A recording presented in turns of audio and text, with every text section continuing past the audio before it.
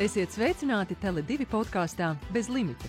Šis ir podkāsts, kurā ar ekspertiem runāsim par jēgpilnu interneta lietošanu, jeb to, kā modernās tehnoloģijas ietekmē mūsu ikdienu, attiecības, darbu, ģimenes dzīvi un veselību, kā arī sarunāsimies ar aizraujošiem uzņēmējiem par personības lomu biznesā, jo kā nekā bizness sākas ar cilvēku.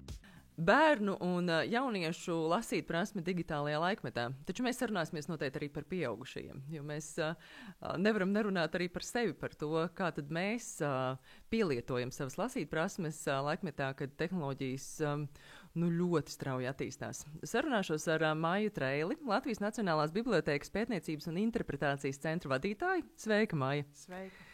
Lasīt prasme. Šķiet jau, ka mēs visi taču protam lasīt, ko tur sarunāties, vai ne?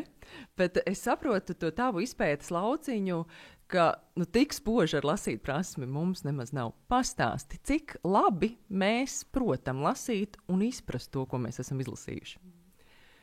Pirmkārt, droši vien mani vairāk pat interesē tas jautājums nevis labi vai slikti, bet kādos veidos mēs lasām un kas notiek, kādas pārmaiņas notiek, jo šobrīd mēs dzīvojam laikmetā, kad notiek ļoti lielas pārmaiņas, kas galvenokārt ir saistītas ar dažādām digitālajām inovācijām, gan ierīcēm, gan dažādiem veidiem, kā mēs varam iegūt informāciju, kā mēs varam dalīties ar informāciju, kā mēs varam lasīt.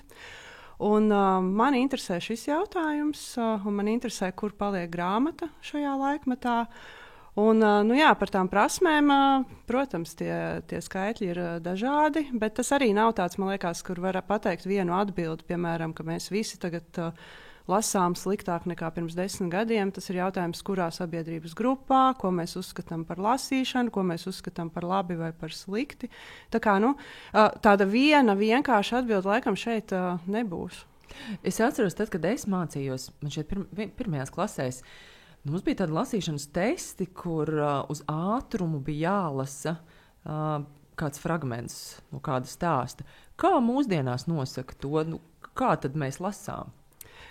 Jā, tad, kad es gāju skolā, bija tieši tāpat. Galvenais bija ātrums. Neviens, man liekas, tas, vai tu izdzīvoji tajā skrējienā, vai neizdzīvoji tajā, bija tava atbildība, bet tas bija galvenais, kā to mērīja. Es pati nespecializējos uz bērniem un uz dažādu metodoloģiju bērnu un jauniešu lasīt prasmes izvērtēšanā, bet es saprotu, ka šobrīd tomēr vairāk pēta to, kāda ir šī teksta izpratne, un par to arī ir tie dažādi signāli brīdinošie, ka iespējams tur zūd kādas prasmes, ka iespējams mēs, ne tikai bērni, bet arī pieaugušie, mēs varbūt lasām pat diezgan raiti, bet jautājums par to, cik mēs labi saprotam un kā mēs varam pielietot to, ko mēs izlasījām, tas ir, tā kā paliek. Kāpēc mums ir jāsaprot tas, ko mēs esam izlasījuši? Ko tas iedod? Jo var jau, es protu lasīt, es kaut ko tur izlasu, kaut kā es tieku dzīvē uz priekšu, kāpēc ir svarīgi, ko tas attīsti, mēs izprotam to, ko mēs esam izlasījuši. Tad ir jautājums, kāda cita tam varētu būt nozīme, jo ja mēs lasām uz ātrumu, tad, ja mēs joprojām lasītu uz ātrumu, tad mūsu mākslīgais intelekts apsteigt vienkārši 1 un 2. Tam jau nav, tas nav šādas disciplīnas sporta veids, kaut gan, protams, dažādu, tā teikt, rekordu sasniegšanas nolūkos mēs varam izdomāt visu kaut ko, bet būtībā, kas vispār ir lasīšana vai kas, arī šīs informācijas rakstveidā izplatīšana, tā ir informācijas un zināšanu izplatīšana, un ja mēs nesaprotam to, ko mēs izlasām, tad tas būtībā mēs esam lieki iztērējuši pat to laiku, ko mēs iztērējām, bet mēs tālāk nekādā veidā to informāciju nekonvertējam.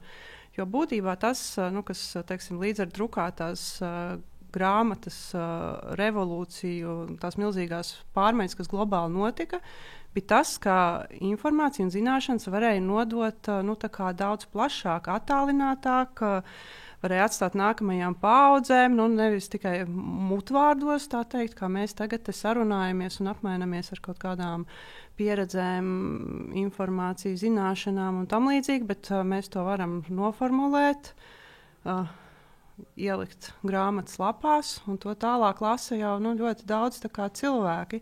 Un ir svarīgi, lai viņi to arī saprot. protams. Tu pieminēji vienā brīdī to, ka tevi interesē, kas notiek ar grāmatu. Jā. Kas īsti notiek mūsdienās ar grāmatu, jo ir e-grāmatas? Vai ir atšķirība, vai mēs lasām fiziski printētu grāmatu, vai mēs to darām digitālā vidē? Un vēl ir arī, protams, audio grāmatas, kuras mēs varam klausīties. Nu, principā tas ir jautājums, kur arī tā kā pētniekiem viedokļi arī variējās. Bet skaidrs, ka tās ir tomēr atšķirīgas pieredzes. Ja mēs skatāmies uz Latviju, mēs pagājušajā gadā veicām arī tādu lasīšanas aptauju par lasīšanas paradumiem, reprezentatīvu, kur piedalījās vairāk kā 1000 respondentu, bet viņi bija atlasīti tādā veidā, ka viņi reprezentē visu Latvijas sabiedrību. Un tad mēs varam teikt, ka Latvijā 57% lasa joprojām drukātas grāmatas, elektroniskās lasa 16%, audio grāmatas 9%. Salīdzinoši maz. Mēs esam joprojām tajā nosacīti senākajā formātā. Tajā pašā laikā noteikti tam ir ietekme arī tam, ka valodas jautājumi latviešu valoda ir salīdzinoši neliela valoda, līdz ar to arī e-grāmatas un audio grāmatas arī nav tik izplatītas.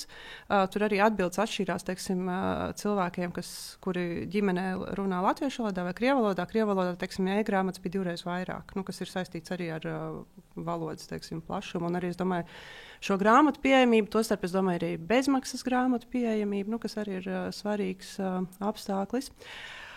Bet principā, ja mēs lasām drukātu grāmatu, mēs lasām ar visām maņām. Tomēr grāmatā ir sava tekstūra, ir savs biezums, ir sava smarža. Tā var būt sen izdota grāmata, tā var būt tagad izdota grāmata. Es domāju, ka šajā ziņā, teiksim, tādai drukātai grāmatai ir daudz lielāka iespēja nodrošināt kaut kādu īpašu lasīšanas pieredzi. Piedzīvojumu. Arī piedzīvojumu tajā pašā laikā. Es domāju, arī, ja īpaši ir tā interese, teiksim, par bērnu lasīšanu, tad es domāju, ka tur ir ļoti liela nozīme tiešām šiem te papīra formātiem. Un arī īpaši tāpēc, ka tagad mūsdienās bērni ir digitāli dzimušie bērni, un viņiem ir būtībā tas, ko mēs esam iemācījušies tur gadu gaitā, mainoties šīm tehnoloģijām, viņi to saņem jau uzreiz. Bet tādā ziņā man liekas, ka tieši ir ļoti labi šī grāmata kā kaut kāda alternatīva tai pasaulē, tai ekrāna pasaulē, kas ir visapkārt, jo ekrānos viņi dabūs ļoti daudz ko citu. Ar to es negribu teikt, ka nevajadzētu bērniem tur ļaut lasīt e-grāmatas vai tam līdzīgi. Man liekas, ka varbūt tā atšķirība ir tā, ka, ja mēs paņemam, teiksim, papīra grāmatu, ir vieglāk vispār saprast, vai tas, ko lasa, ir grāmata vai tomēr kaut kas cits. Jo man liekas, ka, labi, ja es lasu Kindlē, tad tas ir grāmatu lasīšanas ierīce. Bet es jau varu grāmatas lasīt arī telefonā. Es pat tā esmu darījusi. Atsevišķos dzīves posmos, piemēram, man pašai, kad man bija mazs bērns, un tad vienkārši papīra grāmatas ir ļoti sarežģīti lasot, piemēram, paralēli barojot bērnu. Es lasīju telefonā. Bet tad ir tas pats jautājums. Pirmkārt, pašam sevi nokontrolēt, kurā brīdī es lasu grāmatu, un kurā brīdī es jau esmu aizplūdusi kaut kādos pilnīgi citos saturos, kas tur ir ļoti brīvi pieejami. Un otrs ir, ja tas attiecās uz bērnu, tad arī, protams, kurā brīdī viņš saka, jā, es ņemšu tur lasīt grāmatu, bet viņš atjādas YouTube. Atjādas YouTube, tieši tā. Un, teiksim, ar audio grāmatām, es domāju, tas ir ļoti labs resurs. Piemēram, viens ir tas, protams, ka tas ir kaut kas, ko var klausīties, braucot mašīnā, kā daudz saka, vai tur, griežot salātus vakariņā vai tam līdzīgi. Otra lieta, protams, man liekas, ko mēs noteikti nedrīkstam aizmirst, ja mēs runājam par lasīšanu, ir tas, ka ne visiem šīs iespējas lasīt ir vienlīdzīgas. Mēs runājam gan par dažādiem redzes ierobežojumiem, gan par to pašu disleksiju un tam līdzīgi.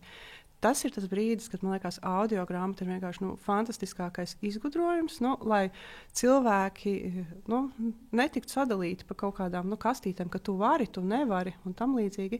Tāpēc man nevisai patīk tāda ļoti, piemēram, apgalvojuma, kā darīs, ka klausīties audio grāmatā vispār nav nekāda grāmata un tam līdzīgi. Ka, ja tu lasi, tad lasi. Tajā pašā laikā, protams, ja mēs lasām tekstu, ar acīm, vienalga vai drukātā vai e-grāmatā. Tas ir kaut kāds cits tomēr domāšanas process, tas ir arī cits lasīšanas veids. Ja es klausos audio grāmatu, protams, es varu patīt atpakaļ noklausīties vēl, bet, ja es lasu, man tomēr ir priekšā viss tas atvērums vai tā kā vai vismaz viena tā lapuse, un es tomēr, es kaut kā kontekstuāli redzu arī citus tās rindkopas, es kaut kur tā kā, zināmā veidā klejoju arī tajā tekstā. Ja es klausos, tad es tomēr klausos to, ko es tajā brīdī dzirdu. Un, līdz ar to tā tomēr ir atšķirīga pieredze. Es domāju, lasot, piemēram, teksta veidā, rakstīta teksta veidā, es daudz vairāk pakāpšos atpakaļ, iespējams, kaut kur pakāpšos uz priekšu. Līdz ar to tā ir kaut kādā ziņā cita pieredze. Jā, par to pakāpšanos atpakaļ es tieši domāju, cik daudz es klausos audio grāmatas. Man ir audio grāmatu klausīšanās pieredze, bet, ja man ir iespēja izvēlēties, es labprāt lasu reālu grāmatu, kurus varu paņemt rokās, tieši šīs atkāpšanās atpakaļ iemesla dēļ, jo es kaut kur beidzu lasīt, un lai es atkal turpinātu kādā citā dienā, man ir jāpakāpjas atpakaļ, lai es par ko tur bija. Ar audio grāmatu nedaudz grūtāk tas šķiet. Tā ir, un audio grāmatā, protams, tur nāk arī tas balss tembrs, kas nevienmēr varbūt arī tā kā patīk. Jā, starp citu bija Latvijas Nacionālajā bibliotēkā arī pirms gadiem bija, mēs vispār esam tādā sadarbībā arī ar neredzīgo bibliotēku, un tad bija arī, ka varētu taisīt, ka visi iet un ierunā, un tam līdzīgi, viņam bija tāds tomēr paga. Tā, mums tomēr ir, tur ir ļoti rūpīgi jāizvēlās šis balss tembrs, jo es domāju, tas varētu būt, ja tev, teiksim, mīļāko grāmatu lasi tādā, subjektīvi, varbūt netik patīkamā tev tembrā, tas var kaut kādu atstāt to nospiedumu. Un, tas ir kaut kas, tomēr tur pienāk klāt kaut kāds vēl tas starpnieks, ko mēs varbūt arī runājam vairāk, ja mēs runājam, teiksim, par grāmatu, ekranizācijām vai izrādēm, kas ir iestudēts pēc grāmatām, kur arī saka, ka tas tomēr neļauj tev vairs to tavai fantāzijai pilnīgi brīvi klejot. Līdz ar to tai balsī arī droši vien, ka viņai vajadzētu būt kaut kādai tādai, ko tu būtībā kaut kā pat savā ziņā neitrālai ļoti. Vai vairāk daudzdimensionālai? Jā, tur droši vien arī tur ir jāatrod arī. Jā, tas ir kā arī izlasīt grāmatu, un pēc tam mēs aizējam uz kino, kur šis stāsts ir ekranizēts. Tu saproti, pagaidi, tie visi tēli izskatās nepareizi. jā. Jo tu esi kaut ko savā iztēlē radījis, un tu ieraugi, saproti, paga, šis ir kaut kas pilnīgi cits. Tu minēji to, ka mazinās spēja izprast izlasīto. Vai tā ir tāda iezīme, kas notiek pie mums Latvijā, vai tā ir tāda globāla problēma? Nē, tā pilnīgi noteikti ir globāla arī ar tiem pašiem bērniem, ko runājam. Galvenais tas satraukums bija pēc tiem PISA pētījumi, kur tik tie 15-gadīgie bērni tiek pētīti šķiet ap 80 valstīm. Un to, ka bija kritusies tā lasīt prasme, bet cik es paskatījos, tad īstenībā daudzās valstīs bija kritusies vēl vairāk. Viņi, ja tā paskatās pēc tiem punktiem un tam līdzīgi, tā noteikti nav kaut kāda Latvijas sāpe tikai. Tajā pašā laikā šis ir tas brīdis, kad mēs varam atkal pastīties uz Igauniem, es atvainojos, bet viņi turās augšā. Un tas mums droši vien arī no vienas puses mēs varam priecāties par viņiem, no otras puses mēs satraucamies, kāpēc mēs tur neesam, piemēram. Un es domāju, ka varētu jau teikt, tās ir kaut kāds vispārējais tendences, un varbūt, ka nevajag tur taisīt paniku, un mums tomēr ir arī, mums ir bērnu un jauniešu lasīšanas žūrija, kur tur piedalās 20,000 lasītāju gadā un tam līdzīgi. Bet tajā pašā laikā ir jāatcerās, ka mēs esam salīdzinoši maza valsts, maza tauta, maza valoda. Un, ja piemēram, tādām lielajām valodām tas varbūt tik ļoti neuztrauc, tad mums ir, viens ir, protams, mūsu bērnu kaut kāds izglītības līmenis un iespējas iet tālāk dzīvē, bet otrs ir arī tas kaut kāds kopējais valodas jautājums, kas, es domāju, tomēr varētu kaut ko nozīmēt lielai daļai no Latvijas iedzīvotājiem. Kā ieinteresēt bērnu lasīt? Kas mums būtu jādara? Jo skatīties video nav jāieinteresē.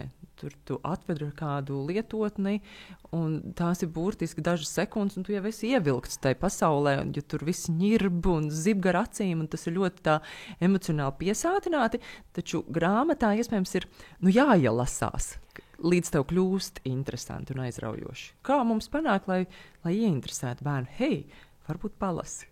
Jā. Tas ir skaidrs, ka ir jāielasās, un ir skaidrs, ka ir jābūt arī tiešām, ir jātiek līdz tai lasīt prasmē, ka tas vairs nav tā kā mokoši. Man liekas, tas ir kaut kas līdzīgs arī kā nezinu, tagad, piemēram, apgūstot arī kādu jaunu valodu, ka ir tas ir kaut kāds posms, ka tas ir reāli, vienkārši šausmīgi. Tas ir jāpārvar, ir tik šausmīgs, kaut kāds. Viens ir tiešām tā piepūle, otrs ir tāds arī kaut kāds kauns par sevi, kas nesanāk. Man liekas, bērniem jau arī ir līdzīgi.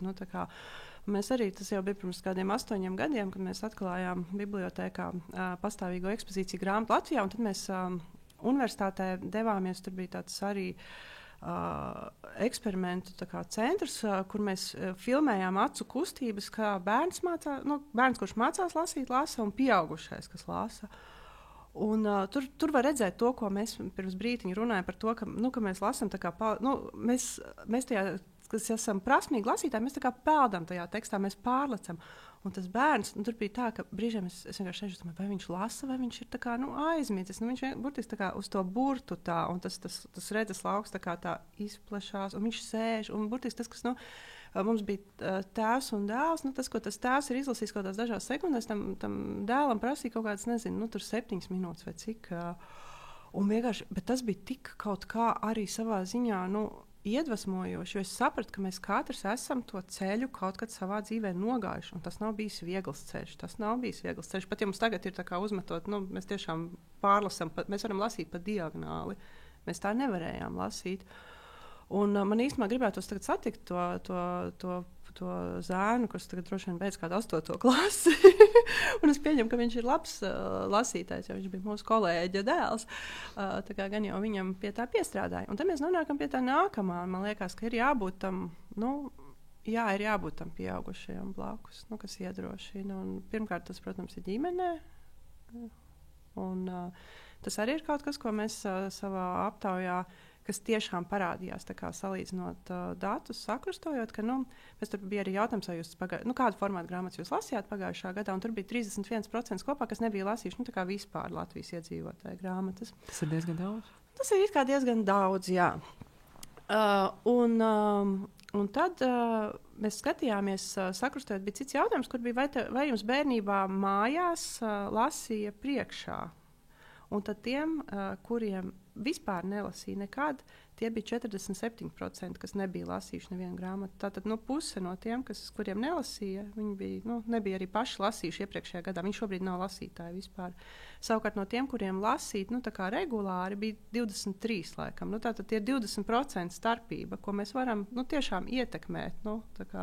Protams, vienmēr būs izņēmumi, būs kāds, kuram tieši tas, ka viņam tur visu laiku lasīja, priekšā ir bērnības trauma, apmēram viņš nekad to vairs negribēs. Cilvēki ir dažādi, bet tā vismaz ir iespēja. Un es domāju arī, ka tas vispār ir viens tāds ļoti brīnišķīgs veids, kā pavadīt laiku kopā ar savu bērnu. Jo viens tiešām var izvēlēties, un ir brīnišķīga literatūra. Es gan man pašai ir 7 gadus veca meita, es ņemu gan no tādām grāmatām, ko man lasīja priekšā bērnībā, gan tagad arī, kas tiek izdots viss kaut kas. Un viens ir, mēs varam dzīvot kaut kādā tādā kvalitatīvā stāstā, un otrs mēs pēc tam to varam pārunāt. Tā kā es varu dalīties savā pieredzē, viņi var dalīties savā, viņi var tur, attīstīt kaut kādas savas fantāzijas, pēc tam tur kaut ko radoši izpausties. Līdz ar to mums ir īstenībā pamats sarunai. Jo man liekas, tas, ka tas, ja es kā vecāks, piemēram, izdarīšu spiedienu uz bērnu un teikšu, viss tev ir obligāti jālasa, te tev grāmata, lasi, un man tālāk nekas vispār neinteresē. Man bērnībā es šo lasīju, tagad es arī gribu, lai tu lasi, tur es nezinu, vienalga Dievs daba darbs vai kaut ko tam līdzīgu, vai Jaunsudrabiņu.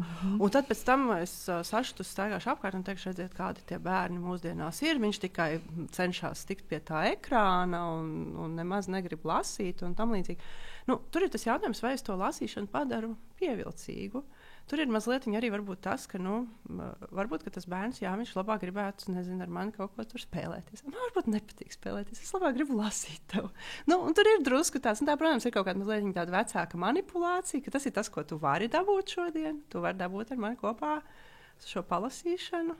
Un tad tas bērns varbūt viņš nav uzreiz tā, ka viņš sit rociņas, bet pēc kaut kāda laika viņš tā kā, viņš saprot, ka tas ir tas veids, kādā mēs pavadām kopā laiku.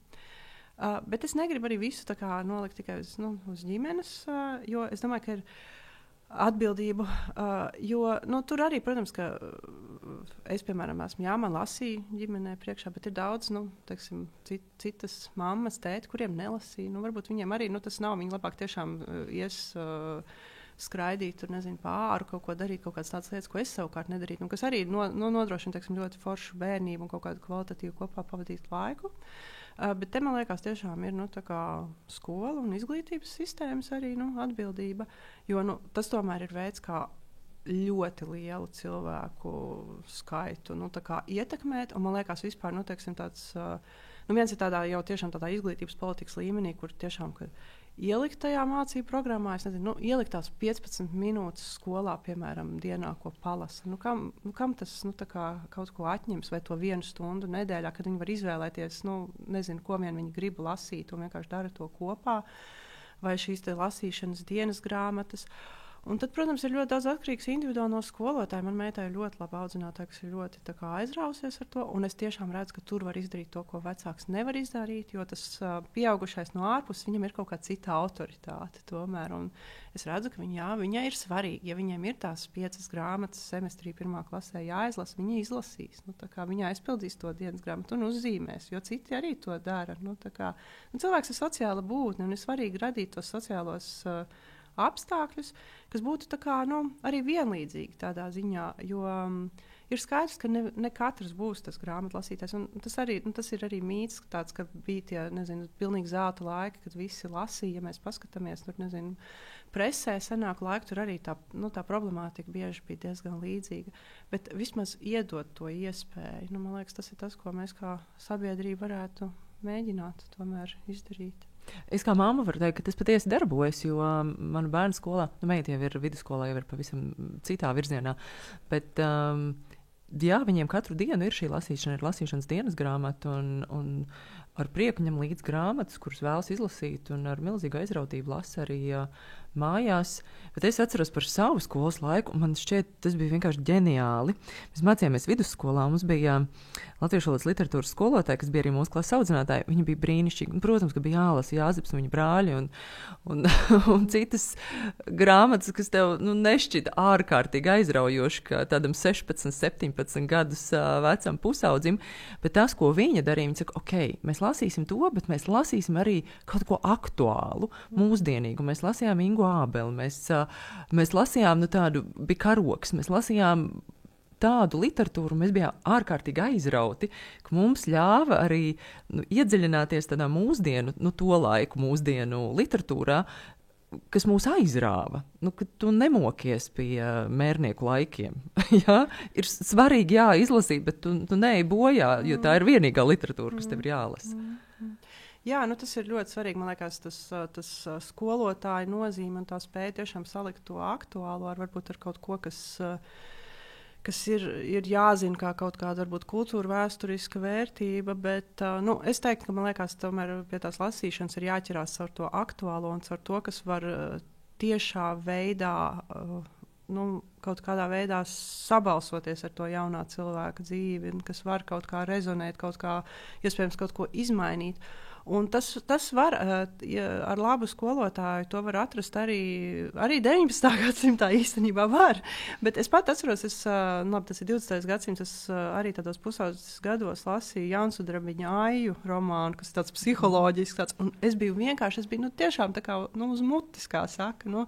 Vienkārši tur tā psiholoģija tik labi ir atspoguļota, ka man tas, ka tas ir tur, nezinu, laukos un tam līdzīgi, tas viss ir, tā kā nebūtiski. Tas pat ir interesanti kaut kādā ziņā. Vai ne? Tādu ieinteresētību. Un otrs ir svarīgi, ka bērns redz, ka mēs paši lasām. Ir svarīgi, protams, jā, jo to jau saka pilnīgi par visu, ne tikai par lasīšanu, ka viens ir, tas neko nedod, ka tu saki, ka tas ir labi, ja tu pats to nedari. Vai saka, ka tas ir slikti, bet pats to dari? Tieši tā, jā, tā kā... Bērnam ir jāredz, ka mēs paņemam grāmatu rokās. Ir jāredz, jā. Vai ne? Vai arī, tad, ja mēs lasām digitālajās ierīcēs, arī to skaidrot, ko mēs tur darām, lai nerodas priekšstats, tu jau scrollē, vai tu sēdi telefonā visu dienu, ja? Ka izskaidrot, ka arī digitāli iespējams lasīt mūsdienās, jo es, piemēram, ļoti daudz ko lasu digitāli, es studēju, man vienkārši jālasa, un drukātā veidā nav pieejami. man bija ārkārtīgi grūti īstenībā atsākot studēt to darīt. Man vienmēr gribējās printēt. Jā. Man gribējās, lai es izprintēju, un es varbūt varu pasvītrot vēl kaut ko. Tāda cita lasīšanas iemaņa vai pieredze man bija bijusi. Un šobrīd es brīvi, protams, daru arī to digitāli, bet tas bija jāapgūst. Tas ir. Es esmu tieši tam pašam izgājis cauri arī, ka liekas, īpaši kaut kas tāds nopietnāks, tad ir jāizdrukā, jo tas ir īsts, tajā digitālajā nav. Un tagad es tā vairs nedaru, bet īstenībā man ļoti patīk tā iespēja būt tajos dažādajos mēdījos. Tiešām, ka kaut kas ir tajā papīrā, kaut kas ir tajā digitālajā, un tam katram ir priekšrocības. Es nekad neatteiktos no visām tām priekšrocībām, ko dod digitālais laikmets. Tiešām tajā ātrumā, kā es varu kaut ko atrast, arī visām meklētāju funkcijām, kas ir tiešām tādā, tiešām, ja tas ir, nezinu, tur profesionāli vajadzīga literatūra vai mācību mērķiem, tas vienkārši tas ir nesalīdzināmi ar to, kas bija agrāk. Un tajā pašā laikā es nekad neatteikšos arī no tās iespējas turēt to papīru savās rokās. Un savā ziņā man liekas arī, tagad pat tas ir vēl svarīgāk, kaut kādā ziņā to arī manifestēt pārējai sabiedrībai. Man ļoti patīk, arī, ka es kaut kur lidoju. Es vienmēr ņemu arī tās drukātās grāmatas līdz, kaut gan tas ir papildus svars. Bet man ļoti patīk, sēdēt tajā lidostā vai lidmašīnā, atvērt to grāmatu. Man ir tāda, es pat citreiz, man liekas, tā kā lasīšanas ceļojumi, ka es kaut kur aizlidoju, tad es sēžu kafejnīcā, lasu to grāmatu. Un tā ir kaut kāda ļoti īpaša sajūta, ka es esmu tajā pasaulē, ko iedod grāmatu, un es esmu kaut kur dodos, uz dažādām vietām pasaulē un lasu tādā veidā. Un kaut kāds, man liekas, tas elektroniskais man to īsti nedod to sajūtu. Tas rada ērtumu. Elektroniskais rada ērtumu. Tādu pieejamību jebkurā brīdī. Protams, es arī esmu stiepus grāmatas līdz pāri pasaulē. Vajadzēja. Bet vajadzēja kaut kas tajā visā ir. Kāda nozīmē skolas bibliotēkām, lai bērni būtu iespēja lasīt vai būtu interesi lasīt, tās spēlē kādu lomu? Es domāju, ka milzīga nozīme, un tādā ziņā arī ir svarīgi, ka Latvijā viņas tomēr, vismaz cik es zinu, tomēr vēl ir, un ir arī šie skolu bibliotekāri, ne visur, bet tomēr ir, jo ir citas valsts. Es pat esmu bijusi arī tādos lasīšanas pētnieku un veicinātāju semināros, kur runā par to, ka ir šīs valstis, kur būtībā šīs bibliotēkas ir gandrīz vai likvidētas, vai vismaz nav bibliotekāru, jo nav jau nekāda jēga, ja ir, bibliotēka bez tā cilvēka, tur atkal mēs atgriežamies pie līdzīgi, kā ja mēs runājam par bērnu vecākiem un lasīšanu, jo, ja tev ir vienkārši, grāmatu plaukti, jā, labi, protams, tur ir tas, ka tu vari iet un, vilkt ar pirkstu un nejauši atrast to grāmatu, bet tev jau ir jābūt kaut kādā ziņā motivētam iet un vilkt ar to pirkstu. Es burtiski tikko arī satiku arī savu bērnības draudzeni, kur arī ir meita skolas vecumā. Viņa teica, ka tā meita ir sākusi burtiski aizrautīgi lasīt, tāpēc, ka viņai ir ļoti laba bibliotekāra skolā, kas visu laiku iesaka. Un viņai tieši šī bibliotekāra ir viņas uzticības persona, pie kuras viņa iet, kur viņas ir nodibinājuši kaut ko tā, ka viņa kā profesionāli viņa saprot, kas šajā vecumā šāda tipa, meitenei ir vajadzīgs. Un tā ir viņas tā uzticības persona, un tas viņas kaut kāds mentors lasīšanā, varētu teikt. Un es domāju, kādam tas var būt skolas bibliotekārs, kādam tas var būt latviešu valodas skolotājs, kādam var būt vecāks vai vecvecāks. Bet ir svarīgi, lai ir grāmata viena pati, bez tā cilvēka, bez tās sarunas. Tas ir kaut kas, kas var palikt ļoti vientuļš un nepaņemts tajā brīdī. Jo bērnam, jaunietim, viņam ir jāzina, ja tur nav cilvēka pretī bibliotēkā, viņam ir jāzina, pēc kā viņš nāk, vai ne, ar skaidru mērķi jau tādu, jo citādi tu ienāc un tu tā, ko tad, lai es ņemu, jā? Jā, tā kā var it kā paveikties, bet, kā jau mēs runājam, šodien ir daudz to citu kārdinājumu, to ekrānu ir ļoti daudz, un, tādā uzmanības pievēršanā, ātrās uzmanības pievēršanā, tur tā konkurence ir mežonīga. Protams, un es domāju, ka arī mēs, jebkurš pieaugušais teju ja mums nozib kaut kas acu priekšā, mēs lūkosimies līdzi, kas tur bija, un iespējams pastiepsimies pēc savu telefonu, lai paskrulētu, nevis lai palasītu grāmatu. Bet, protams, es nezinu kā tev, bet man arī vakarā es apsēžos ar grāmatu, es sāku lasīt grāmatu, tad es pēkšņi atceros, ka man vajadzēja to pastīties, es astos to, un tad es pēkšņi saprotu, ka es esmu kaut kur pazudus, no turienes es esmu aizgājis tur, no turienes tur, var sakot, tas prasa arī kaut kādu disciplīnu pieaugušam cilvēkam, bērnam tas ir tieši tāpat. Un bērnam tas ir vēl grūtāk. Droši vien, ka vēl grūtāk. Daudz grūtāk. Vai ir nozīme, kādā valodā bērni lasa? Ka tā ir jābūt latviešu valodai, piemēram, ja tā valoda, ģimenes vai māju valoda ir latviešu valoda. Ir tam nozīme, ja es esmu pieķērusi savus bērnus, lasām ļoti daudz arī angļu valodā. Viņi labprāt izvēlas grāmatas angļu valodā. Arī tad, kad es braucu no kāda ceļojuma, man ir lūgums lūdzu atved šo grāmatu. Tam ir nozīme kādā valodā? Atkarībā priekš kā. Nē, man jau liekas brīnišķīgi, ka bērni lasa angļu valodā principā. Es arī gribu, lai mans bērns labi pārvalda angļu valodu, lai viņi ir, startautiski konkurētspējīgi, lai viņi, tas arī ir fakts, ka, teiksim, valodas iemācīties no grāmatām var principā tas ir kaut kāds ļoti vērtīgs resurs, kur ir rakstītā valoda un ir mutiskā valoda, un rakstītajā valodā tas vārdu krājums ir daudz plašāks īstenībā, un tā valoda būs bagātāka. Cita lieta, protams, ka skaidrs, ka to ir vajadzīgs arī kombinēt, jo man personīgi arī es domāju, ka man ir kaut kas īpašs no profesionālās valodas, ko es, piemēram, zinu, kā tas izskatās uzrakstīts arī tā pašā angļu valodā, bet ja man būtu uzreiz tā ātri jāpasaka, varbūt man būtu, ir labi tādā ziņā ir kombinēt, ka ir gan gan kaut ko klausīties, skatīties, lasīt un tam līdzīgi. Tajā pašā laikā, ja mēs atgriežamies, teiksim, pie latviešu valodas, ja mēs lasīsim tikai angliski, tad ar latviešu valodu nebūs labi. Un tas, man liekas, ir kaut kāds lielais jautājums, par ko ir jādomā, un par ko ir jādomā arī gan katram pašam savā sakarā, gan savu bērnu sakarā. Jo skaidrs, man arī ir grāmatas, protams, ko es izvēlos lasīt angliski, jo vienkārši viņas nav latviski pieejamas, un viņas ir ātrāk angliski vai tam līdzīgi.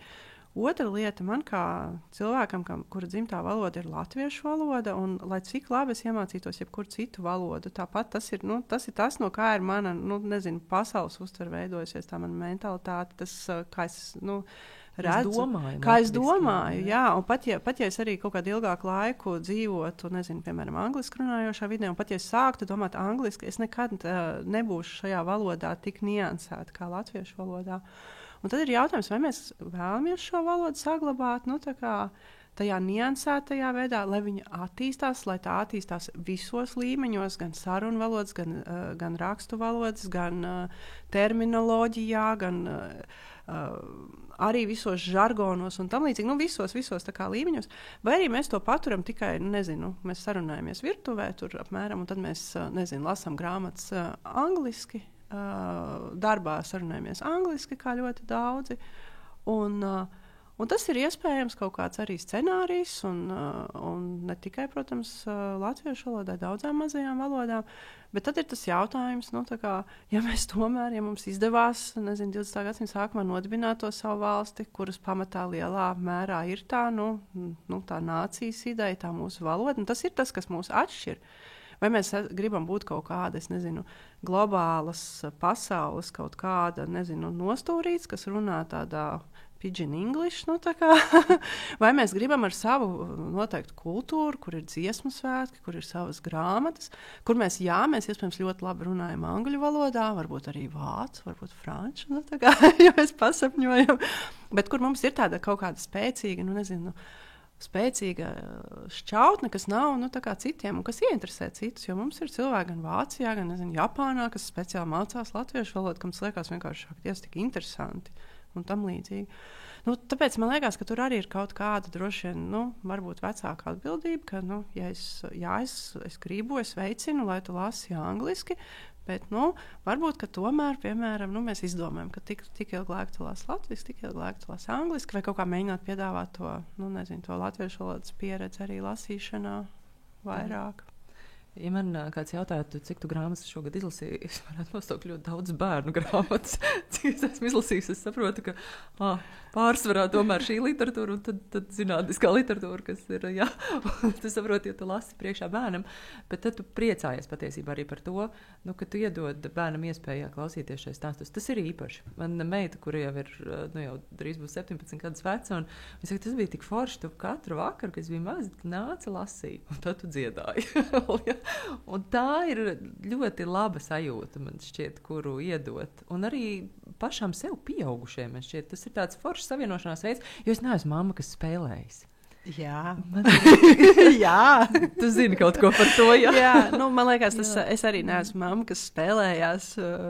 Es esmu mamma, kas tiešām var lasīt, kas var dziedāt, un kas var, nu, īstenībā, man liekas, ar to arī, es, piemēram, tāpat nedziedātu vakaros, tagad es dziedu. Nu, es arī skaļi nelasītu, visticamāk, bet man ļoti patīk lasīt skaļi. Un, nu, īstenībā tā ir kaut kāda arī iespēja, ko mums tā nākamā paudze iedod arī pašiem priekš sevis. Oi, tur taču var dažādās lomās iejusties un izspēlēt, nezinu, nepiepildīto aktrises karjeras stāstu, lasot šo stāstu priekšā. Jā, tieši tas ir arī tas, ko īstenībā, nu, tā kā iesaka. Nu, man jau liekas, ka tas sanāk tā kā dabiski, ka tu ielasies un gribās, nu, tā kā ar sirdi un runājot visās lomās.